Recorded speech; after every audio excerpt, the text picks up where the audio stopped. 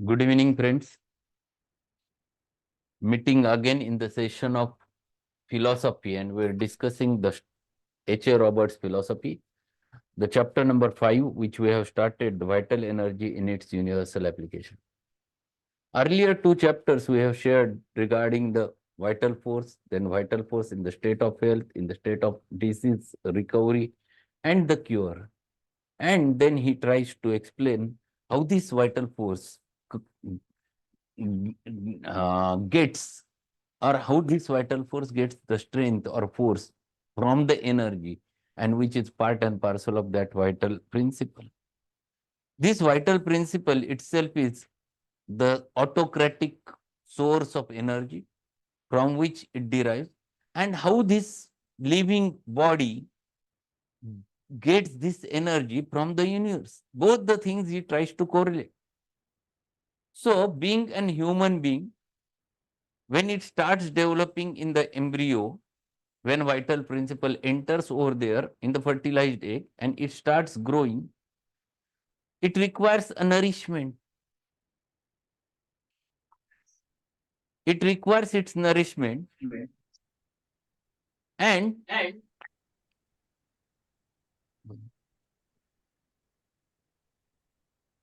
it requires its nourishment.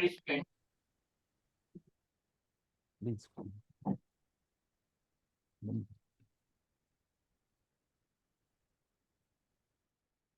From the pregnant mother, it goes through the transplacental circulation, and that fetus starts developing, growing day by day.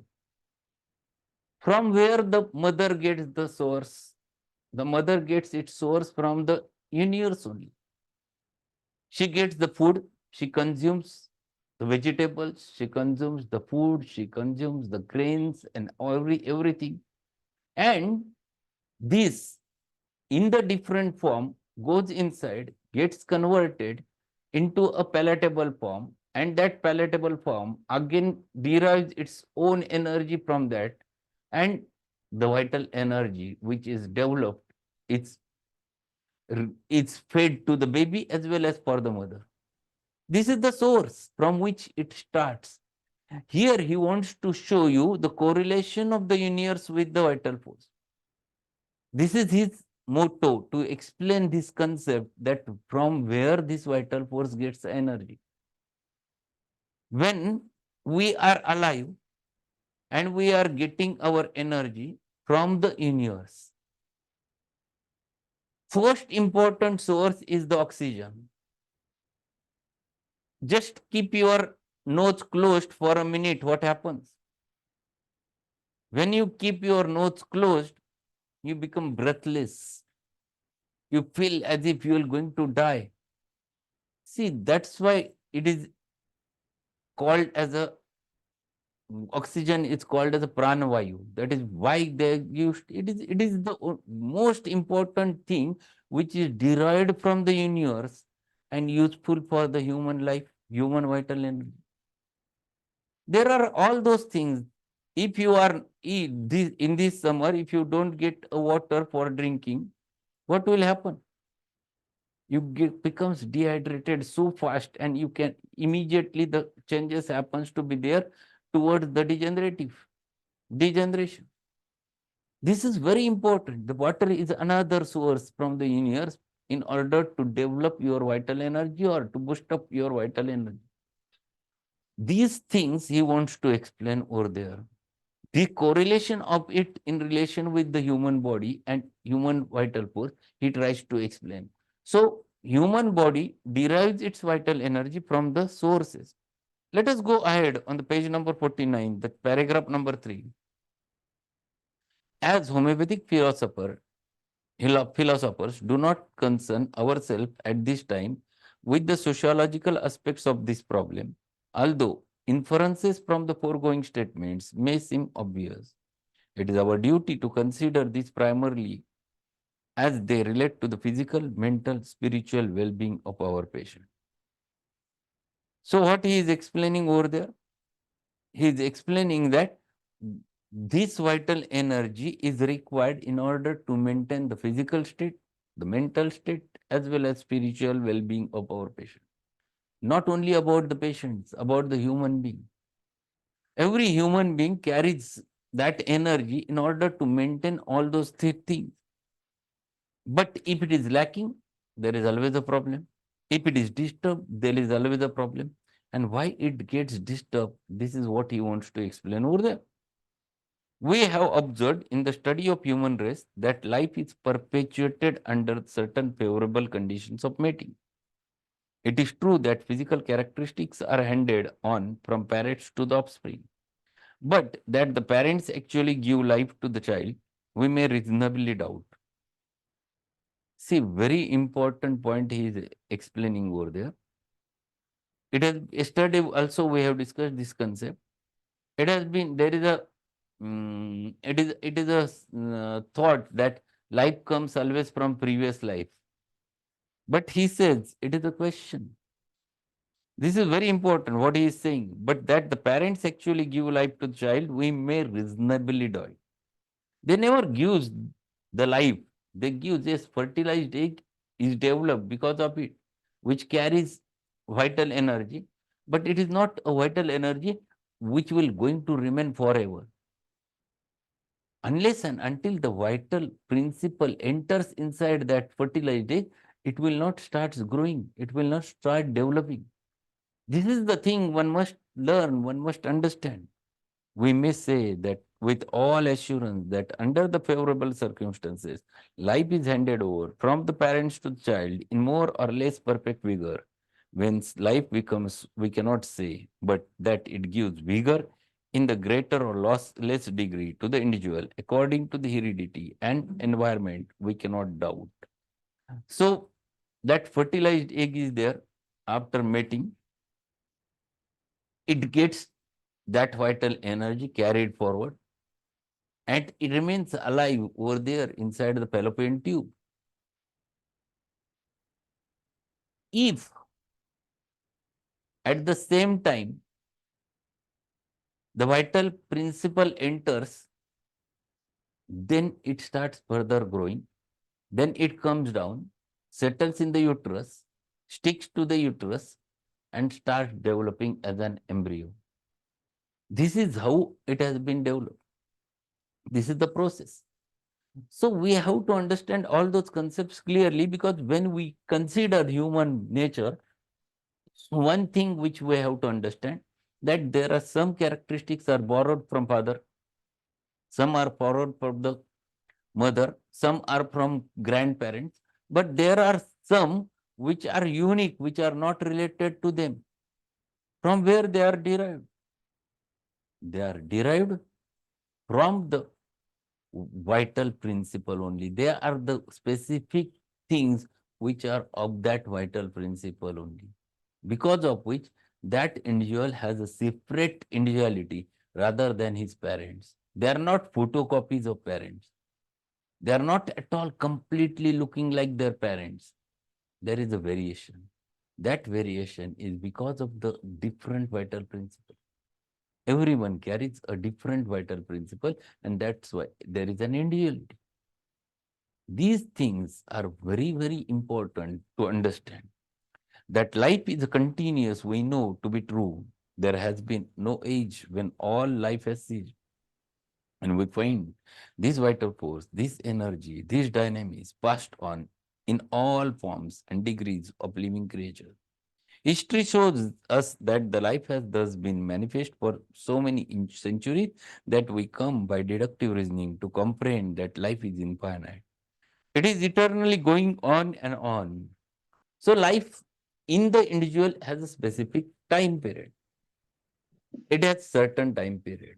For example, if you take into consideration the rabbit whose life is around 5 to 10 years, then you just consider a dog whose life is there for around 10 to 15 years. Then you can think about some big creature or big thing, animal, whose life you can find it out. It is more than that.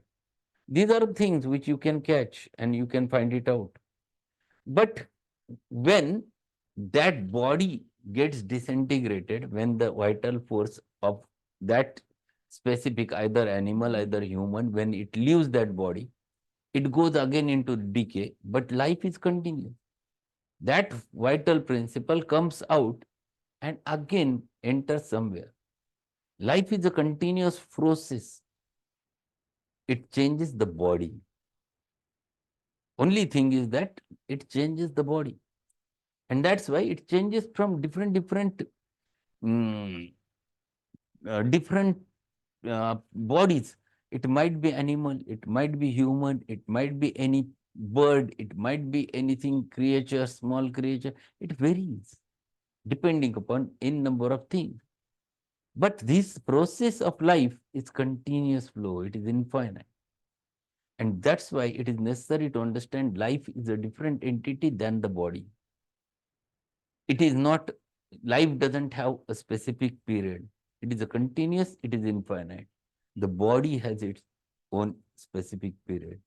It remains for certain time and it declines and goes again into the decay and ends. But life never.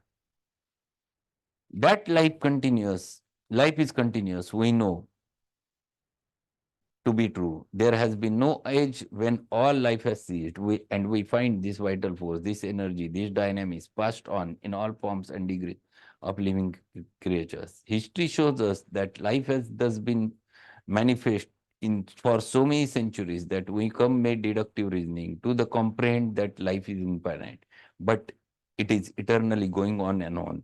Where there is a vital force, there is a action, motion. Action is one interpretation, one manifestation of vital force.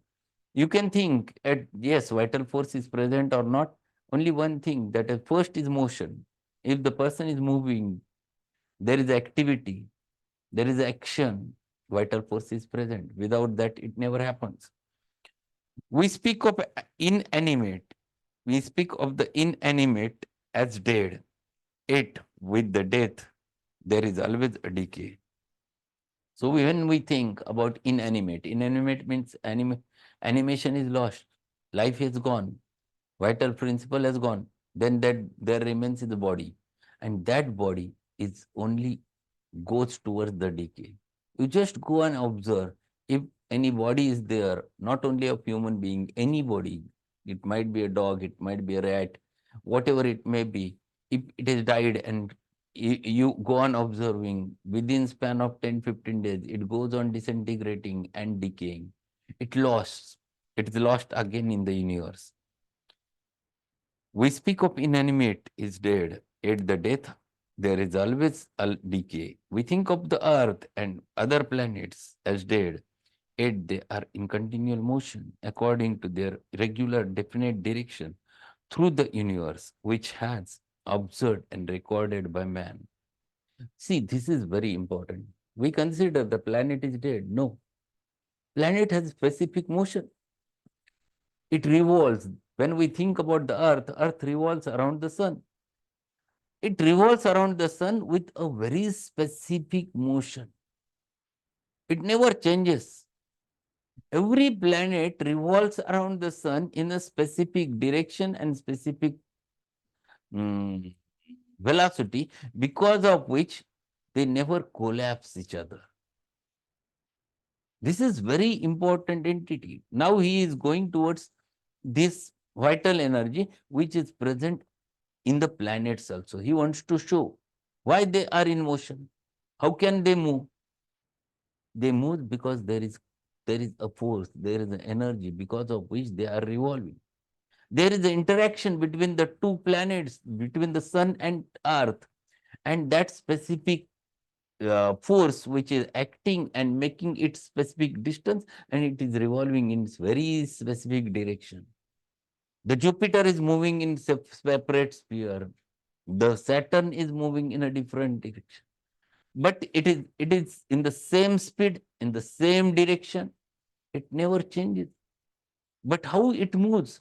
It moves because it carries the energy. Without it, it never. It carries the energy because of which it has its own force, which we label that the gravitational force. Earth is having a gravitational force because of which we cannot fly.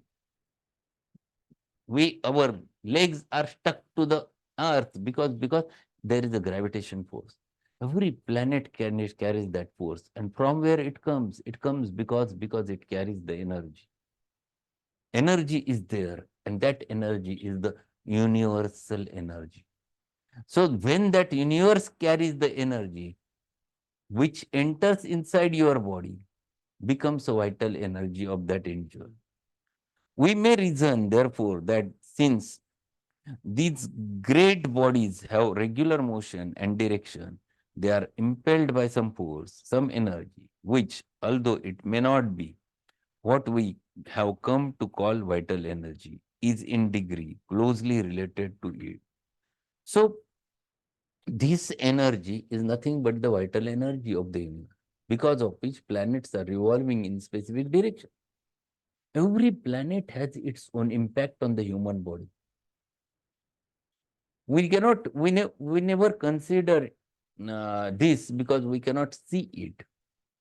Things are dynamic. That's why they are invisible. But if you go and observe the things, then you will agree with what Robert says. This vital energy of each and every planet affects the vital energy of the human being. It has its own significance because it is carried from the same universe. And that's why there is always a correlation. So whenever moon phases happens, the human becomes, sometimes there might be aggravation of the complaint. Specifically, there are migraine cases, you get the headaches very specifically during new moon or full moon. It is the energy which is affecting that specific fluid, cerebrospinal fluid of the human being. So it has impact on the human body. The universal energy affecting the human body, and same energy is there inside the human body. That's why it has its own action. It is if, therefore, this force, this energy actuates or permeates all forms and degrees of life, from the most humble and inconspicuous to the very planets, we may reasonably assume that vital force is the most fundamental of all conditions of the universe, and that the laws governing the vital force in the universe, in the individual, are correlated with the laws which govern all vital force, all forms of energy, wherever or however expressed. So, same vital energy which is present in these planets is the present in the human body. It is part and parcel of it. It carries, the human vital force carries its energy from the same universe.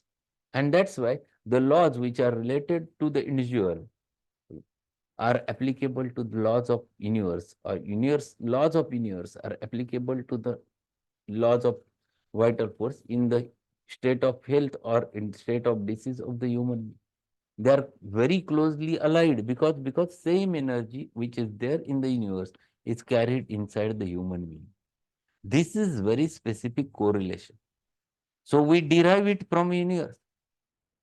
We derive it in the form of food, in the form of water, in the form of oxygen, in the form of minerals, and we carry the same thing inside our body.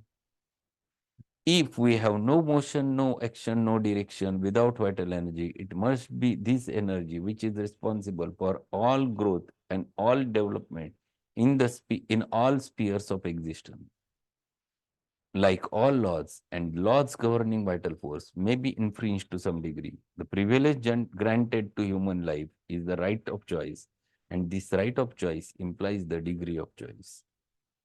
Very important thing which he is mentioning over there. First important thing is that it depends upon to move or not to move. We can stay steadily, we can move, we can work according to our will because we carry a will.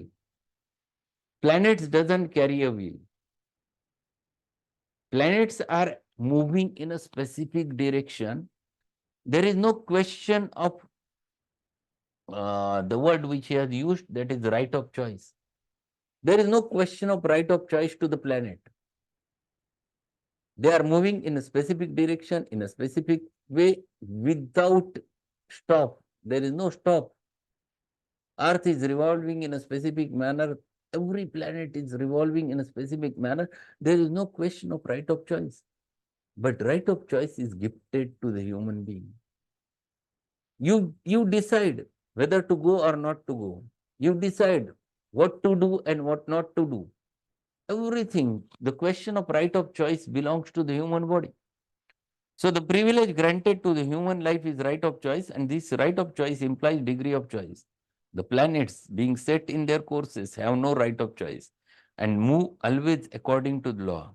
Human beings, we know to exercise the right of choice, and herein our province as physicians, for in making the choice, which is often the choice against the natural laws, we find the vigor of vital force abated and retrograde action of the body, mind, and spirit sets in.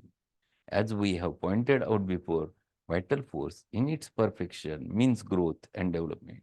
Since there is no condition of standing still in nature, the infringement of the natural laws means decay and death. The degree of infringement, either in the individual or in the predecessor,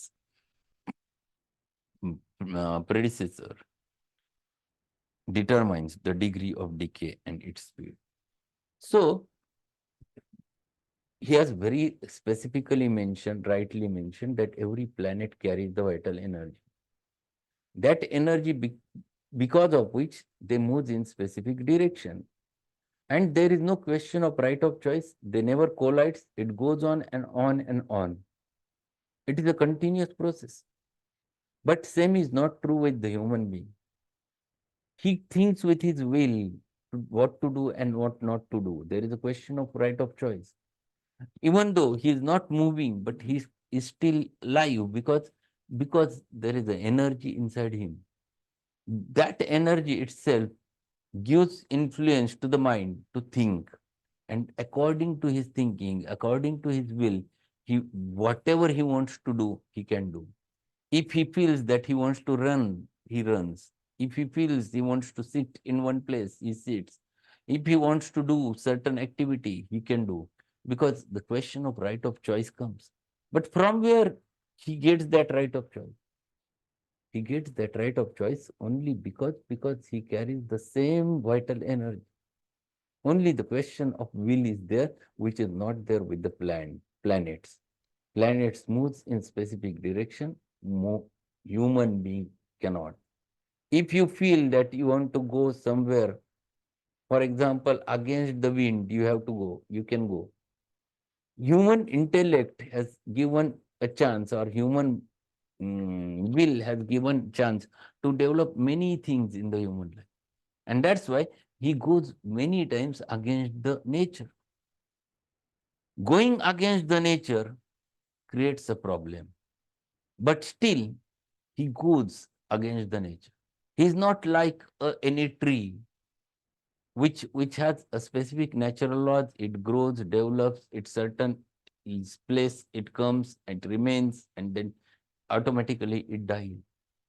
The, there is no question of right of choice is there inside the tree. It is fixed. It is according to the nature's law. And because of which it is so simple. But human is not simple. Because question is that here the human is complicated, complex. He never goes with the nature because he got a very big gift, mind and logic. So he decides whether to go with nature or whether to go against the nature. The normal food of human being was not a cooked food. He used to use the raw food earlier, which was with the nature. But with his intellect, he started to change it. He started to cook it, and he has made it more palatable. Then he has developed tastes in the food by adding certain ingredients to it. See, this is going against the nature. What has happened? The human who used to remain on this earth earlier, way back, average life of a human being was 125 to 150 years. पूर्वीच्या माणसाचं वय किती होतं? How much life was there? 125 to 150 years, original age. What has happened? Now We say that we have won the battle and we have covered so many diseases, but what about the age of the human being? Now we consider once 50 is passed, everyone thinks that now a lot of things have been done. Now 60, 65, 70, this is the maximum age nowadays. Why it has reduced to 50%? No one is thinking. It is because we are going against the nature. Human, because of his own will, because of his own right of choice, has changed and started going against the nature. And when you start going against the nature, there is always a early degeneration and decay. So when you are with the nature, when you are with the universe, when you are with the energy, vital energy of universal application, you can live for longer time of duration. But if you go against it, you reduce your life. And this is what he wants to explain in relation with the universal application. Many things he tried to explain in this chapter. You're going to learn many more in future because he has tried to explain how this vital force derives its energy, how it works, and how what is the significance of it in the case taking, how what you have to look for. Every aspect is important, and that's why we have to learn all those things in detail. Tomorrow we'll continue with this. Most probably, if possible, tomorrow we might finish this chapter. No, I don't think so. It will take uh, 2 more days. On Friday there will be no lecture. Friday, both the lectures will be off because there is a schedule. I have a seminar with Dr. Gaurang's platform regarding the homeopathic management of psoriasis and its complications. It's a wonderful sessions. Those who have already subscribed for that, they can attend online. It is only for the delegates who have registered their name for that seminar, whole series. So it is a wonderful experience you will have with the psoriasis and its all complications and homeopathic management. So that's all for today. Today evening, we're going to meet with another remedy, that is Diascorea villosa. So I will share the experiences with Diascorea and then we'll continue with tomorrow's session. So that's all for today. Thank you being there. We'll meet sharp at 8:15. Have a good evening, sir. Okay.